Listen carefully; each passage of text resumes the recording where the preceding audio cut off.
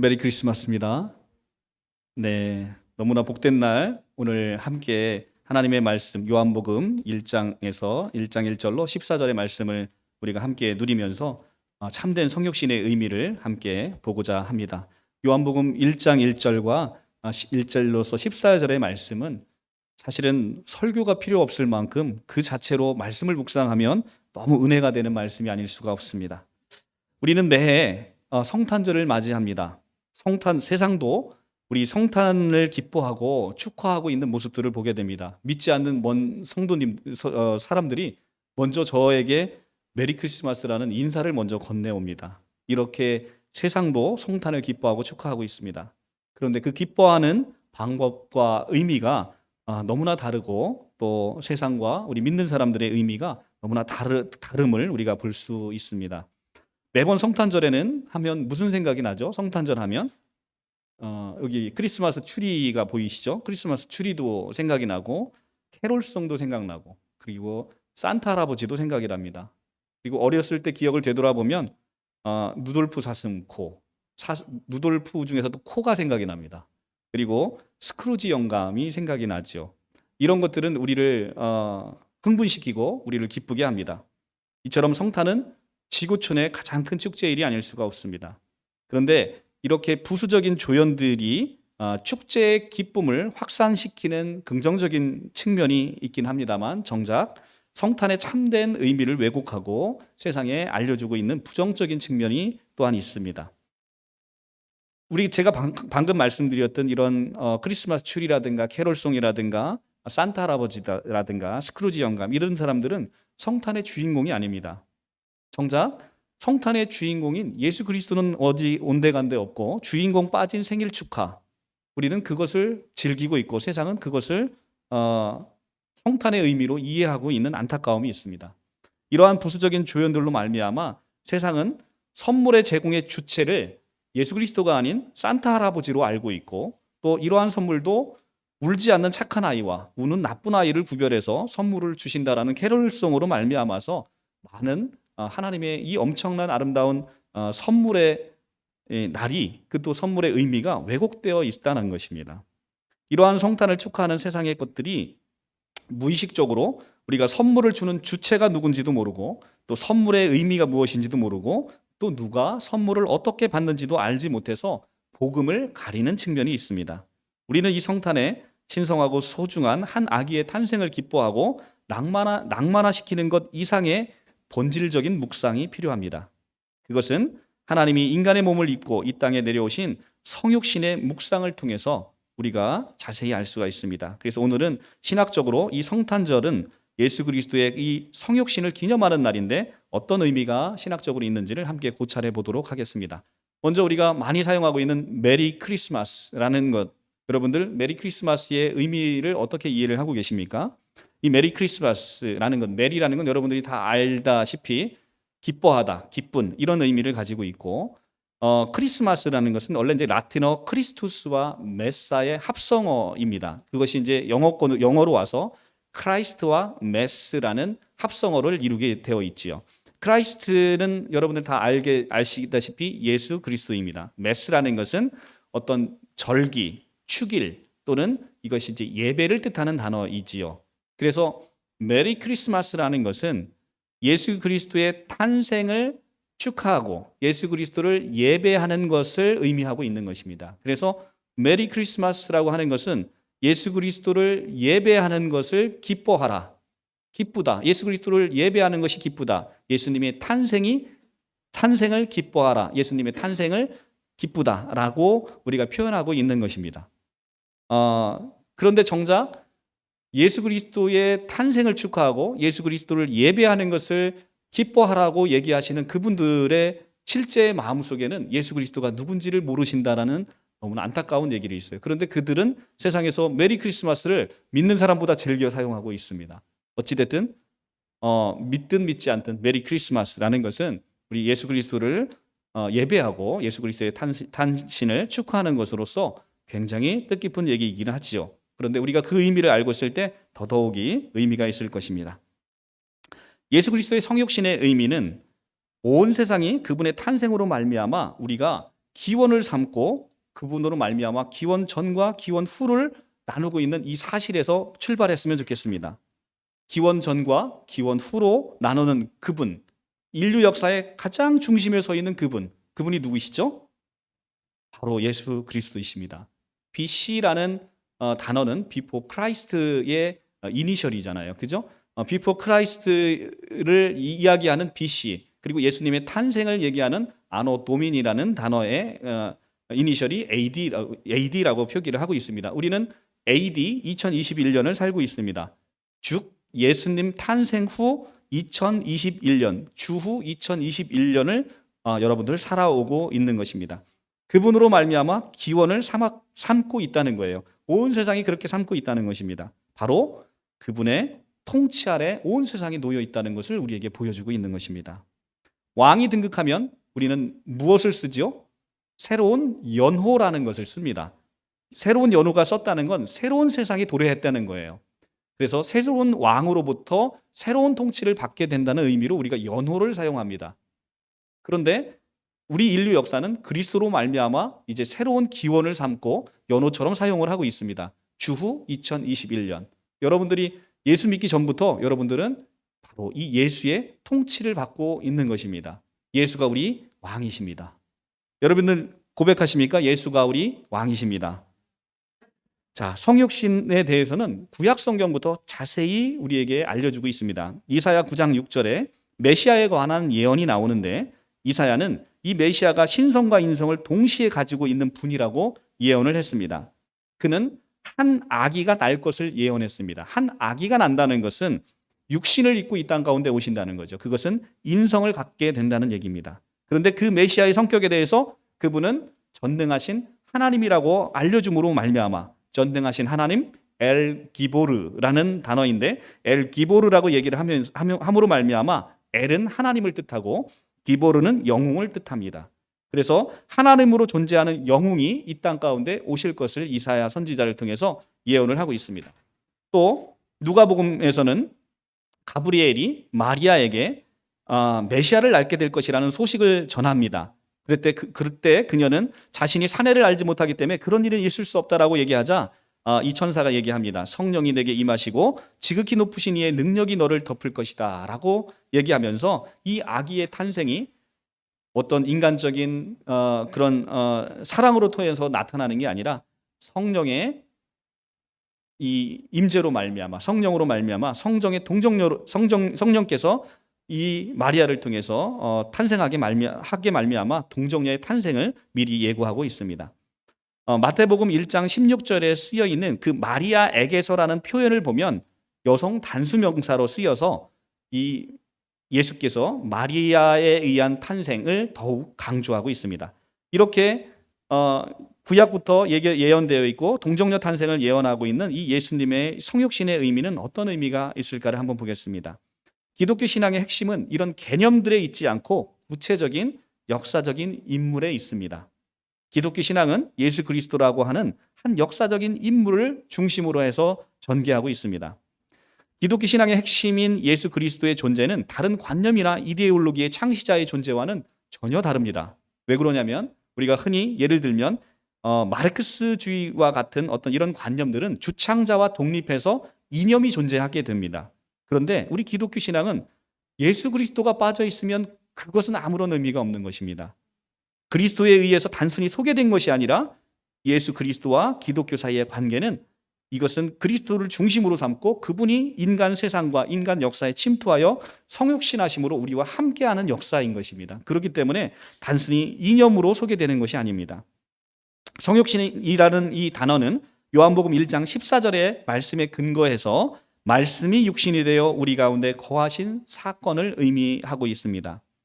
이 말씀은 세상의 창조 이전부터 계신 분이고 이 말씀은 하나님과 함께 계셨을 뿐만 아니라 이 말씀이 곧 하나님이라고 요한복음 1장 1절이 얘기를 하고 있습니다. 요한복음 1장 1절 보겠습니다. 태초에 말씀이 계시니라. 이 말씀이 하나님과 함께 계셨으니 이 말씀은 곧 하나님이시다라고 얘기를 합니다. 이것을 좀 더 쉽게 현대어 성경으로 제가 읽어보도록 하겠습니다. 우주가 존재하기 전에 말씀이 되시는 그리스도가 계셨다. 그분은 하나님과 함께 계셨으며 바로 그분이 하나님이셨다라고 현대어 성경에서 이야기를 하고 있습니다. 요한의 증언에 따르면 바로 이 말씀이신 이분은 하나님이시고 모든 피조물이 이 말씀을 통해서 지음을 받았다라고 하고 있습니다. 이 말씀은 이제 육신이 되어서 사람들 사이에 거하셨는데 이 말씀은 참 빛이시며 모든 사람들의 생명이 되셨다라고 요한이 증거하고 있습니다. 육신이 되신 이 말씀은 바로 성자 하나님이신 예수 그리스도로서 우리에게 오셨는데 이 예수 그리스도의 오심의 사건, 이것이 바로 성육신 사건인 것입니다. 이 성육신의 개념은 하나님이 인간의 몸을 입으신 것, 곧 자기를 비워 모든 조건에서 인간과 같이 되신 것을 의미하십니다. 그는 근본 하나님의 본체시나 하나님과 동등됨으로 취할 것으로 여기지 아니하시고 오히려 자기를 비워 종의 형체를 가져 사람들과 같이 되셨고 사람들의 모양으로 나타나셨다라고 빌립보서에서 얘기를 하고 있습니다. 성육신은 모든 만물을 지으신 분이 지음을 받은 존재 가운데 하나가 되셨다라는 이야기입니다. 여러분들 한번 생각을 해보십시오. 얼마나 어색하셨을까? 얼마나 어색하셨을까? 여러분들이 개미가 됐다고 생각해 보십시오. 개미를 사랑해서 개미를 구원하기 위해서 개미가 됐다고 생각해 보십시오. 얼마나 어색하겠습니까? 같은 피조물이 되는 것도 어색했을 것인데 창조주이신 그분이 죄 많은 인간의 세상에 오셨습니다. 얼마나 어색하시고 이것은 사실은 우리가 인간으로서 생각할 수도 없는 그런 사랑이 아닐 수가 없습니다. 기독교 신앙은 역사적 인간 예수 안에서 하나님께서 나타나셨다는 주장의 기초에서 의미를 가지고 있습니다. 이 기독교 신앙은 예수 그리스도가 단지 위대한 한 인간이 아니라 이분 자체가 하나님이었다라는 것을 주장하고 있습니다. 성경에 따르면 예수는 곧 하나님의 본질이시고 하나님의 본체이십니다. 그래서 예수는 하나님을 대표해서 행동하시지요. 따라서 우리는 예수를 경배할 때 우리는 하나님을 경배하는 것이고 우리가 예수를 할 때 우리는 하나님을 아는 것이고 우리가 예수의 약속을 들을 때 우리는 하나님의 약속을 듣는 것이며 우리가 예수와 마주칠 때 우리는 하나님과 마주하게 되는 것입니다. 그것이 성육신 사건의 놀라운 경험인 것이죠. 예수는 이렇게 하나님의 아들일 뿐만 아니라 우리가 하나님이심을 우리가 고백해야 되는 것입니다. 많은 우리 성도님들께서 이 진리, 이 단순한 진리를 알지 못해서 많은 이단에 미혹돼서 가시고 있는 이 놀라움을 참으로 가슴이 아픕니다. 많은 분들이 나와서 공통적으로 하시는 딱 한마디, 예수가 하나님이라는 사실을 알았다라고 한다면 이단에 끌려가지 않았을 것인데 라는 것이 모든 사람들의 공통된 고백입니다. 그렇듯 이 성육신의 개념, 예수 그리스도 요한복음 1장 1절의 말씀은 정말로 우리가 귀하게 고백해야 되는 말씀이 아닌가 싶습니다. 성육신의 개념은 그리스도의 신비에 대한 기독교의 성찰의 절정을 나타내고 있습니다. 이 성육신의 핵심은 바로 예수 자신이 곧 하나님이다라는 사실입니다. 예수 그리스도가 하나님 자신이라는 이 성육신의 진리는 우리의 신앙과 삶에 어떤 의미를 갖고 있습니까? 2000년 전에 팔레스타인에 살던 한 초라한 인간의 삶 속에 하나님께서 나타나셨다는 것은 우리에게 무엇을 의미하고 있습니까? 왜 기독교는 예수 그리스도의 하나님 되심을 그토록 열심히 붙들어야만 하고 있는 것입니까? 바로 이것을 답하기 위해서 우리는 이 성육신 사건의 신학적인 의미에서 구원론적인 차원과 신론적인 차원에 나누어 볼 필요가 있습니다. 무엇보다도 우리의 성육신 사건은 구원론적인 측면에서 먼저 주목해야 합니다. 성육신 사건은 바로 이 죄에 빠진 인간을 구원하시는 하나님의 구원의 손길이고 구원의 역사인 것입니다. 하나님은 불순종하는 인간과 그의 세계를 저버리지 않으시고 옛적부터 선지자들을 보내서 구원의 손길을 펼쳐오셨습니다. 이제 하나님은 자신의 사자를 보낼 뿐 아니라 하나님 자신이 인간의 구원을 위해서 예수 그리스도 안에서 인간의 옷을 입으신 사건입니다. 예수 그리스도 곧 성자 하나님은 인간의 몸을 입고 이 세상에 오심으로써 죄악에 빠진 인간과 그의 세계를 구원하십니다. 성자 하나님이 인간의 몸을 입고 이 세계에 찾아오신 사건, 이 바로 성육신 사건은 하나님이 이 세상을 포기하지 아니하시고 끝까지 사랑하심을 우리에게 보여주는 사건이십니다.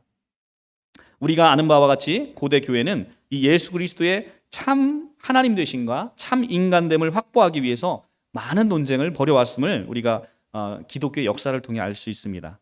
그런 복잡한 논쟁을 가운데 이제 주후 451년에 칼케돈 공회를 통해서 예수 그리스도가 참 하나님 되시고 참 사람이라는 선언을 함으로써 이 복잡한 신학적인 논쟁에 종지부를 찍었습니다. 그리고 이 복잡한 신학적인 논쟁은 참으로 옳습니다. 기독교의 신앙은 예수 그리스도가 참 하나님이고 참 사람임을 고백하는 고백 위에 세워지는 것입니다. 여기서 핵심적인 쟁점은 예수 그리스도의 신성과 인성이 동시에 확보되지 않는다면 기독교 신앙에 선포하는 구원은 이것은 허구라는 것입니다. 이것은 불가능하다는 것입니다. 예수 그리스도가 하나님 아니시면 예수 그리스도의 구원은 이 구원자가 될 수 없습니다. 그리고 예수 그리스도가 참 사람이 아니면 이것은 기독교가 얘기하는 구원은 말짱 거짓말이 되게 되는 것입니다. 우리가 그 이해를 반드시 하셔야만 되는 것입니다. 예수 그리스도가 참 사람인 것은 왜 이렇게 중요합니까? 바로 창세기 2장 17절과 연결이 되어 있습니다. 너희가 선악과를 먹는 날에는 정령 죽으리라 말씀하셨기 때문에 이제는 죄 가운데 빠져 있는 인간이 반드시 죽어야 되는 것입니다. 인간이 아니면 이 죄값을 치러야 되는 재물 적격이 되지 않는 것입니다. 그렇기 때문에 반드시 인간이 죽어야 되는 것입니다. 그래서 하나님이 인간으로 오셔야 되는 이유가 바로 이것입니다. 재물, 속죄의 사역을 대신할 수 있는 재물 적격이 되어야 되는 것입니다. 그런데 왜 그러면 하나님은 인간이시기만 하면 되지 않느냐? 왜 반드시 하나님이셔야 되느냐라는 것은 우리가 이 인간으로만 오셔서는 한 사람의 재물 적격은 될 수 있어도 온 인류의 재물 적격이 될 수 없는 것입니다. 반드시 하나님이셔야만 아담부터 앞으로 오지 않은 미래 세계의 모든 영혼들을 위한 재물 적격이 될 수 있는 것이죠. 바로 시 공간을 초월하셔야만 모든 한 사람이 죽어 모든 영혼들의 재물 적격이 될 수 있는 그 원리가 바로 하나님이셔야 되는 것이죠. 그래서 우리가 이사야 43장 11절의 말씀을 통해서 나는 여호와라 나 외에는 구원자가 없느니라 말씀하신 게 하나님 외에는 구원자가 되실 수가 없습니다. 하나님이셔야만 반드시 시공간을 초월해서 모든 인류의 역사에 구원자가 되실 수 있는 것이죠. 그래서 참 하나님이 사람이 되셔야 되는 이유가 바로 여기에 있는 것입니다. 이것이 바로 구원론적으로 하나님께서 성육신하신 의미의 가장 중요한 고찰이 아닐 수가 없습니다. 두 번째로 우리가 신론적인 의미를 살펴보면 이 성육신 사건은 하나님의 이해에 있어서 결정적인 단서를 제공해 준다는 점에서 하나님 이해의 아주 중요한 단서를 우리에게 알려주고 있습니다. 기독교 신앙은 예수 그리스도의 존재를 통해서 우리가 하나님의 성품과 목적에 대하여 결정적인 내용을 알 수 있다라고 얘기합니다. 예수 그리스도가 세상에 오신 것은 단 한 명의 인간이 세상 가운데 더 태어났다는 걸 의미하지를 않습니다. 그리스도인은 하나님의 결정적인 모습이 바로 이 예수 그리스도 안에 드러났다라고 여기고 있습니다. 그 하나님은 누구일까? 하나님은 우리가 하나님을 어떻게 알 수 있을까라는 질문에 던져질 때 우리는 그러면 우리가 자연을 보면 알 수 있을까? 우리가 사람을 보면 알 수 있을까? 아니면 우리가 역사를 보면 알 수 있을까? 이런 생각을 할 수 있습니다만 성경은 하나님이 여러 부분과 여러 모양으로 우리에게 말씀하셨다는 것을 알려주고 있으면서도 결정적으로 성경은 하나님께서 이 그리스도 안에서 자기를 완전히 계시하셨다라고 우리에게 알려주고 있습니다. 본래 하나님을 본 사람은 없되 아버지 품속에서 독생하신 하나님이 성부 하나님을 나타내셨느니라. 자, 요한복음 지금 펴 있죠? 요한복음 1장 18절을 같이 한번 보겠습니다. 본래 하나님을 본 사람이 없으되 아버지 품속에 있는 독생하신 하나님이 성부 하나님을 나타내셨느니라 라는 것입니다. 우리가 독생하신 하나님이 성부 하나님을 나타내셨느니라. 여기 성부 하나님을 빼고 읽으니까 이 성경 구절이 이해가 되지 않는 것이죠. 이 독생하신 하나님이 누굽니까? 말씀이 육신이 되어 우리 가운데 오신 바로 예수 그리스도를 얘기하고 있죠. 이 독생하신 예수 그리스도 성자 하나님이 바로 성부 하나님을 우리에게 나타내셨다는 것입니다. 예수 그리스도는 이처럼 우리가 하나님의 지식을 아는데 가장 신뢰할 만한 기초를 제공하고 있습니다. 이제 하나님은 예수 그리스도 안에서 우리에게 결정적으로 말씀하셨기에 예수 그리스도의 성육신은 바로 하나님의 본체의 형상임을 우리에게 알려주고 있는 것입니다. 우리가 예수 그리스도의 성육신 사건에 기초하지 않으면 우리는 하나님에 관해서 그저 추상적으로밖에 얘기할 수가 없습니다. 하나님은 불멸하신 분이고 하나님은 무한하신 분이고 하나님은 불변하신 분이다 라고 우리가 얘기할 때 그냥 그것은 하나님의 불멸성이나 무한성이나 불변성보다 구체적인 그 하나님이 어떤 분인가를 도무지 우리에게 알려주지 않습니다. 그렇다면 우리가 이 성육신에 기초할 때야 비로소 하나님의 구체적인 모습을 우리가 발견할 수 있다는 것이죠. 하나님은 곧 예수 그리스도이고 또 하나님의 성품은 바로 예수 그리스도가 우리에게 보여주신 바로 그 모습으로 우리에게 존재한다는 것입니다. 예수 그리스도의 성육신이 있기 전에는 하나님에 관한 모든 상은 우상으로 여겨졌습니다. 우리는 우리 자신을 위하여 무언가를 세우고 그것을 섬겨왔고 우리 조상들이 그래왔듯 우리는 무엇인가 우리를 위해서 우리를 도와줄 형상을 만드는 것이 옛 아담의 본성이라는 것이죠. 하지만 이제는 그리스도 안에서 우리는 하나님의 참 형상을 발견할 수 있습니다. 예수 그리스도는 보이지 아니하시는 하나님의 형상이시기 때문에 우리는 이 성육신하신 그리스도를 통해서 하나님이 어떤 분인가를 온전히 비로소 알 수가 있게 되는 것입니다. 성육신 사건을 통해서 볼 때 우리는 하나님의 본성에 대해서 무엇인가를 알 수가 있습니다. 이 성육신 사건에 따르면 하나님의 참 존재는 바로 인격을 가진 하나님이라는 것입니다. 하나님은 우리에게 개념으로 오시는 분이 아니라 바로 인격으로 찾아오시는 분입니다. 하나님께서 개념으로 오는 게 아니라 인격으로 오셨기 때문에 신앙인에게 요구되는 것은 하나님에 대한 지식과 그냥 지식에 대한 이해와 수긍이 아니라 바로 이 인격에 기초한 신뢰와 순종이 요구되는 이유이기도 합니다. 이렇게 인격적인 하나님을 여러분들이 성탄절에 꼭 만나시기를 바랍니다. 두 번째로는 이 하나님의 존재가 인격적이시기 때문에 이 하나님은 우리에게 구체적으로 행동하시는 하나님이시라는 것입니다. 성육신 사건은 하나님의 존재가 피조 세계에 찾아오신 사건입니다. 이 하나님의 존재는 피조물을 향한 구체적인 행동을 하셨다는 것이죠. 이 예수 그리스도와 성육신은 하나님께서 피조물의 이런 삶과는 동떨어진 가운데 따로 존재하는 지배자가 아니라 피조물의 역사 속에 침투해 오셔서 우리와 함께 거하시는 하나님임을 우리에게 보여주고 있는 것입니다. 이토록 하나님은 우리의 운명에 대해 무관심한 분이 아니고 그리고 우리의 삶과는 동떨어진 분이 아니라 우리의 삶과 늘 함께 동행하시는 그런 하나님임을 우리에게 알려주고 있습니다. 성육신 사건에 따르면 기독교의 신앙의 하나님은 그리스도 안에서 늘 사랑의 운동을 펼치시는 하나님임을 알 수 있습니다. 하나님은 예수 그리스도의 삶과 죽음이라는 구체적인 행위 속에서 자신의 사랑을 늘 드러내고 있습니다. 그래서 우리는 요한일서 4장 8절에 하나님은 사랑이시다라고 우리가 표현을 하고 있습니다. 하지만 하나님은 그저 사랑의 원리가 아니라 이 사랑 가운데 구체적으로 행동하시는 하나님이라는 것입니다. 성육신 사건은 하나님께서 저기 멀리 있는 낯선 존재가 아니라 역사적 예수 안에서 구체적인 인격으로 찾아오시는 하나님임을 우리에게 선언하고 있습니다. 성육신 사건은 기독교 신앙의 구원의 이해에 이런 기초를 제공해 주는 사건이며 참 하나님의 성품을 우리에게 알려주고 계시해 주는 동시에 기독교의 영성이 어떤 모습이어야 하는지를 우리에게 보여주는 하나님의 모범적인 사건이십니다. 성육신 사건 안에서 우리는 참 하나님이며 참 사람이신 분, 그분이 인간 구원의 사역을 이루고 있는 것을 우리가 발견해야 하는 것입니다. 성경은 인간으로 하여금 구원을 받기 위해서 구원의 사닥다리가 올라가야 한다라고 얘기하지 않습니다. 오히려 하나님 자신이 자신의 왕관과 왕위를 버리고 이 땅에 찾아오셨음을 선포하고 있습니다.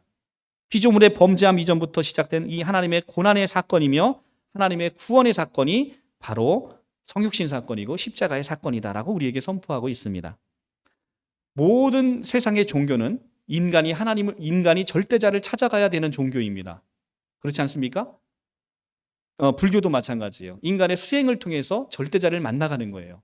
그런데 유독 기독교만이 인간이 할 수 없기에 하나님께서 인간을 찾아오신 사건입니다.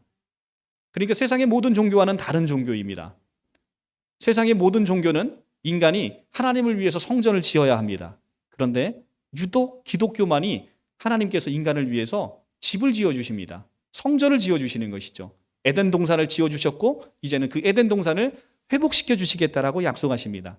이것이 세상의 종교와 하나님이 얘기하는 기독교가 다른 차원의 종교임을 알 수 있습니다.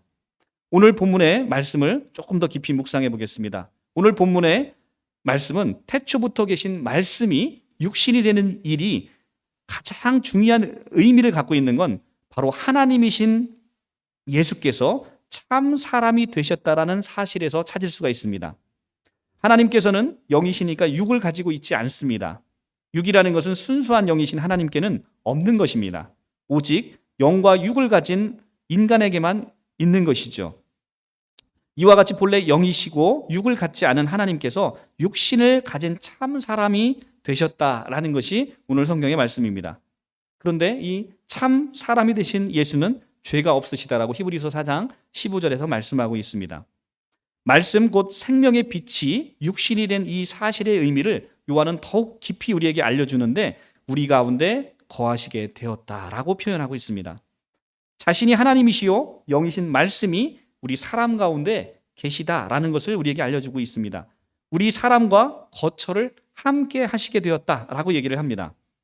하나님은 영이시니 거처에, 즉 시간과 공간에 제한을 받지 않으시고 언제 어디서나 계시고, 이런 하나님께서 이전 옛세대에도 사람들과 함께 계시며 경건한 사람들과 동행하신 일이 있음을 성경에서는 여러 곳에 언급하고 있습니다. 그런데 오늘 말씀이 육신이 되어 우리 가운데 거하시게 된 이 일은 이전 세대 사람들이 경험했던 것과는 너무나 다르다는 것을 우리에게 알려주고 있습니다. 말씀이 육신이 되어 우리 가운데 거하신 것이 어떤 의미를 갖고 있는지 이 요한 1서를 통해서 더욱 자세히 얘기하고 있습니다. 요한 1서는 이렇게 얘기합니다. 태초에 있는 생명의 말씀에 관하여는 우리가 들은 바요, 눈으로 본 바요, 주목하여 우리 손으로 만진 바라. 이 생명이 나타내신 바 된지라 이 영원한 생명을 우리가 보았고 라고 얘기를 합니다. 영원한 생명이 이제는 우리에게 나타난 결과 우리가 눈으로 보게 되고 귀로 듣게 되고 손으로 만지게 되었다라고 말하고 있습니다. 그러니까 예전 위대한 선지자들이 지금 신약을 살고 있는 우리를 부러워하는 이유가 바로 이거라는 겁니다. 그들이 그토록 기다렸던 그것을 우리는 눈으로 보고 귀로 듣고 손으로 만지게 되었다. 이 사건을 통해서 그 위대한 아브라함과 이삭과 야곱이 여러분들을 부러워하고 있다는 것입니다. 이것이 이 말씀이 육신이 됨을 통해서 우리는 인간의 통상적인 경험의 영역 안에서 이제 예수를 보게 되고 하나님을 만지게 되고 하나님을 우리가 느낄 수 있게 되었다라는 것이 오늘 본문의 말씀입니다. 그리고 이 하나님의 말씀이 우리 가운데 거처를 함께 한다는 사실의 가장 중요하고도 깊은 의미는 바로 창세기와 연결돼서 이해되어야 되는 것입니다.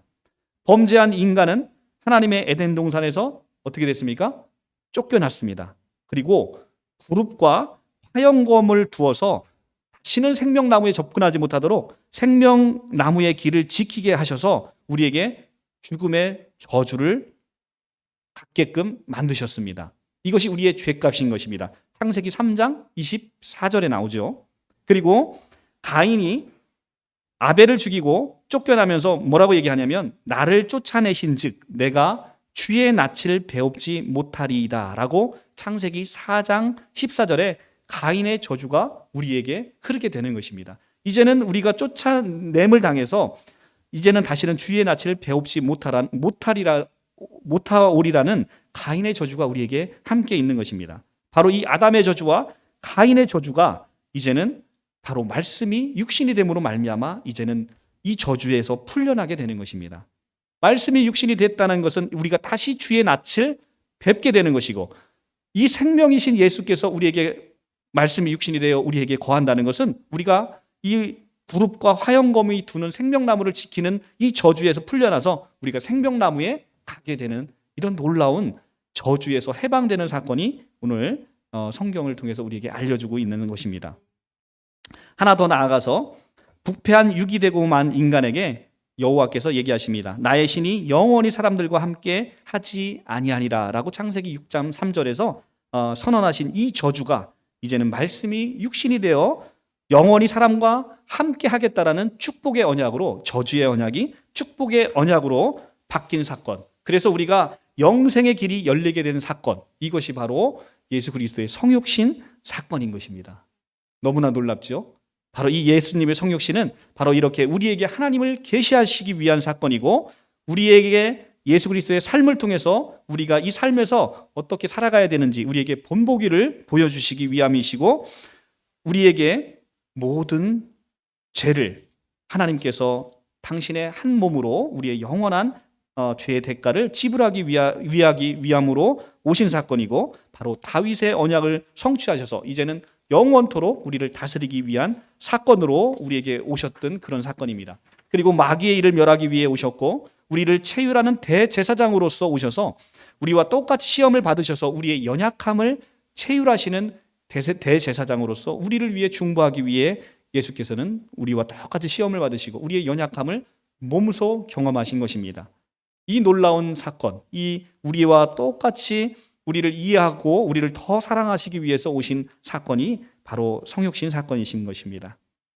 이 성탄절에 우리가 더 이런 성육신의 의미를 묵상할 때 우리는 온전히 그리스도의 이 땅에 오심을 축하할 수 있는 것입니다. 오늘은 하나님께서 육신의 몸을 입고 인간 세상에 오신 날입니다. 교회의 머리가 되시는 예수 그리스도께서 인류의 구원과 자유를 위하여 탄생하신 이 성육신의 의의는 단 이례적인 사건이 아니고 지금도 지속되고 있는 사건이고 우리 안에 존재하는 사건이십니다. 성탄절은 인간을 사랑하시는 하나님의 사랑의 현현이었다는데 그 의미가 있습니다. 이러한 성육신의 은총을 바울은 하나님의 자기 낮춤, 자기의 낮아짐으로 이해를 했습니다. 그는 근본 하나님의 본체시나 하나님과 동등됨으로 취할 것으로 여기지 아니하시고 자기를 비워 종의 형체를 가져 사람들과 같이 되셨고 사람의 모양으로 나타나셨음에 자기를 낮추시고 죽기까지 복종하셨으니 곧 십자가에 죽으심이라 라고 얘기를 합니다. 성경은 이 성육신의 의미에 대하여 죄로 인하여 자기의 아들을 죄 있는 육신의 모양으로 이 땅 가운데 보내셨다라고 얘기합니다. 죄인들의 대속자로 바로 성육신 하셨다는 것입니다. 태어날 때부터 나를 위해서 대속적인 죽음의 운명을 갖고 태어나신 분이 바로 예수 그리스도이십니다. 자, 우리가 이 말씀 여러분들 다시 한번 되새겨 보십시오. 태어날 때부터 누군가를 위해서 죽어야 하는 운명을 갖고 태어난 2000년 전에 예루살렘에서 비천한 말구유에서 태어난 그 한 사람의 운명, 여러분들 그 사람의 운명, 바로 그분의 운명이 나 때문에 나의 죄를 지기 위해서 태어남을 입은 그 한 사람의 운명을 우리가 생각할 때 많은 감정이 교차하지 않을 수가 없습니다. 그분의 태어나심을 온 인류는 기뻐하지만 정작 하나님이신 그분은 그 인류를 위해서 자기가 태어날 때부터 죽음의 운명을 갖고 태어나는 바로 그 예수의 그 심정을 우리가 생각해 보면 우리가 감사하고도 기쁘고도 또 그 예수의 그런 희생적인 삶 속에서 우리가 경건함을 느끼지 않을 수가 없습니다. 예수께서는 이 희생과 죽음의 언덕 너머에 생명의 은총이 있기 때문에 그리스도가 이 세상에 육신의 몸을 입고 오셨고 그 죽으심으로 바로 잃어버린 우리의 생명을 찾아주게 된 것입니다. 아까 말씀드렸죠. 생명나무에 접근하지 못하도록 내리셨던 하나님의 저주를 이제 그리스도로 말미암아 그 저주를 풀어주신 것이죠. 이제는 우리는 그 생명나무를 마음껏 누리시고 마음껏 즐기시고 또 마음껏 여러분들이 사랑하는 모든 이들에게 전해주게 되었습니다. 얼마나 놀랍습니까? 이제 우리는 하나님의 성육신 하신 이 성탄절 앞에 바로 그 주는 그리스도시요 살아계신 하나님의 아들이시며 하나님이시며 나의 생명이시고 나의 빛이심을 고백드려야 되는 그런 시간이 아닐 수가 없습니다. 이렇게 고백하는 사람들에게 비로소 성육신의 은총이 임한다는 것을 잊지 말아야 됩니다. 세상의 모든 사람들이 오늘 날을 축하하고 메리 크리스마스를 외치고 있습니다. 그런데 그들이 외치는 그 말에 하나님의 은총이 임하는 것이 아니라 진정 우리가 예수 그리스도의 그 십자가의 죽으심, 그분의 이 성육신의 의미를 온전히 우리가 이해하고 내가 이것을 인격적으로 내가 만나고 누릴 때만이 하나님의 성육신의 은총이 우리에게 임한다는 사실을 꼭 잊지 말아야 되겠습니다. 이렇게 우리 성육신의 신앙의 소유자는 날마다 저 높은 곳을 향해서 살아가는 삶의 자세가 우리에게 꼭 필요하신 것입니다. 이 성육신의 의미는 초현실이나 초역사가 아닌 내가 이 땅 위에서 주님의 사고방식과 생활방식을 가지고 주님이 가라고 명령하신 그곳에서 주님의 지상 명령을 실천하는 것임을 우리가 기억하고 우리의 삶에 예수님을 인격으로 먼저 만나서 예수님의 인격을 드러내는 그런 삶을 우리가 살 때 우리가 참된 그리스도인으로 살아가는 게 되는 것입니다. 성육신의 목적 중에 가장 중요한 것이 바로 또 하나가 하나님이 바로 우리 인간과 함께 친밀한 관계를 갖기 위해서 오셨다는 것입니다. 우리가 누구입니까? 바로 죄인입니다. 예수께서 이 땅에 오셔서 서기관과 바리새인들에게 싫어서 버림을 당한 이유 중에 하나가 뭡니까? 죄인과 함께 먹고 마시고 그들과 함께 어울렸다라는 것입니다. 이토록 예수께서는 우리 죄인을 구하러 오셨기에 죄인과 함께 사귀기를 원하십니다. 죄인과 함께 장막에 거처하기를 원하십니다. 이것이 바로 죄인과 함께하고자 하는 하나님의 사랑이고 하나님의 바람입니다. 이것이 성육신의 비밀이며 성육신을 통해서 우리에게 교훈해 주고 있는 것입니다. 이 성육신의 목적은 한 걸음 더 나아가서 우리로 하여금 그 친밀한 사귐을 통해서 우리에게 하나님의 영광을 볼 수 있게 하고 하나님의 은혜를 받을 수 있도록 하기 위함인 것입니다.